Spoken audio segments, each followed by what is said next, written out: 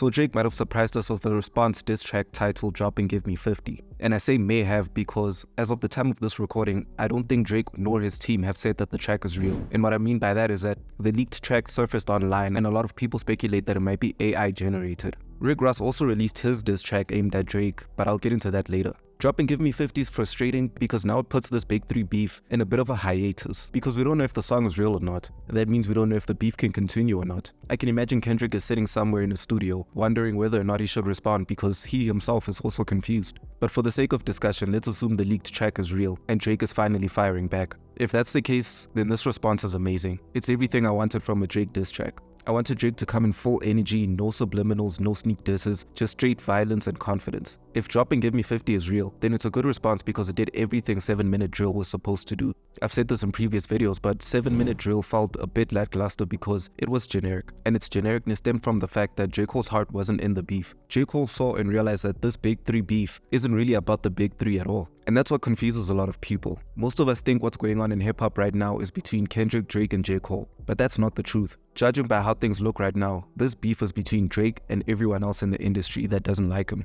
The real beef is between Drake versus Kendrick and Metro Boomin and Future and Rick Ross and The Weeknd and possibly even French Montana. Personally, when I realized this, it made so much more sense why J. Cole apologized. Because when all of this started, J. Cole probably thought that this was just friendly sport between three of the biggest rappers in hip-hop. Then he later realized that this isn't sport at all. This is a very personal beef between Kendrick and a bunch of people in the industry. People in the industry that J. Cole has no beef with. So literally, why would J. Cole continue involving himself in a situation he has no business being in and end up picking a side that could ruin his relationship with a lot of other rappers? I'm pretty sure that's when J. Cole decided, you know what?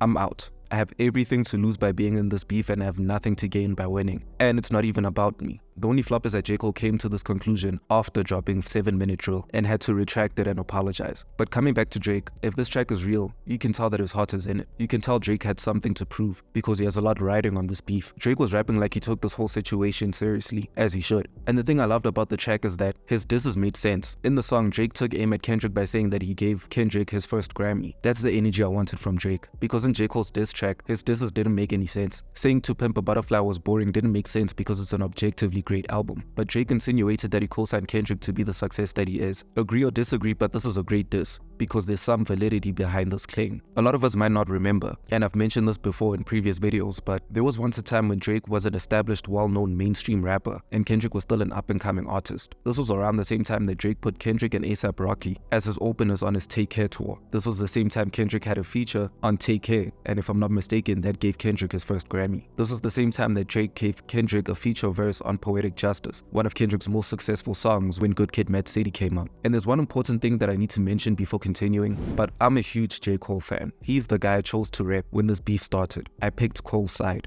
I was writing for him. So because he forfeited his participation in this beef, I have no side that I'm currently supporting. Whether it's Kendrick or Drake that comes out on top in the end, I honestly don't care. I'm just here for the competitive raps. And I'm saying this so everyone knows that yes, I am giving Drake compliments in this video, but don't think this is some Drake stan video. I'm just looking at the situation and speaking from an objective point of view. So Drake saying that he made Kendrick is yes, an exaggeration, but still a good diss because there's some truth behind the idea that Kendrick benefited a lot from Drake's assistance in his early career. I can imagine this diss really upset Kendrick.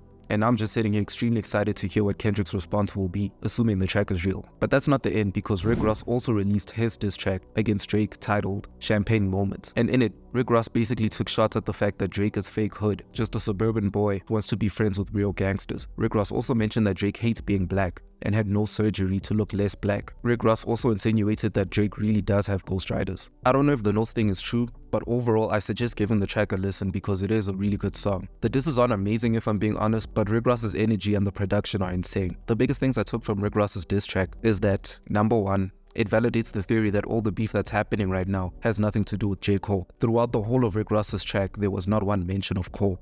And number two, something I realized after listening to the track is that this whole situation can go one of two ways for Drake. There's a piece of me that feels like Drake is destined to lose this beef because it's him against an army of rappers, and if that does happen, things will become very confusing because people online will either conclude that Drake fell off and deserved to fall off because so many people in hip-hop hate him, that means he's a terrible person and whatever he was doing behind the scenes makes it a good thing that he fell off. He got what he deserved. Or people will say Drake didn't even lose the beef because it was him against 20 people. An obviously unfair match. And if anything, the fact that it took 20 guys to take him down might even make Drake look cooler in the end, adding to his legacy. Basically what I'm trying to say is that I have no idea how all of this will end. So how do you think this will end? Is Drake's diss track real? Will Drake win in the end? Or does Kendrick Lamar and the rest of the industry still have the upper hand? Let me know in the comment section, and as usual, I'm an extremely small YouTuber, so if you enjoyed this video, please like, because every single like and every single sub counts.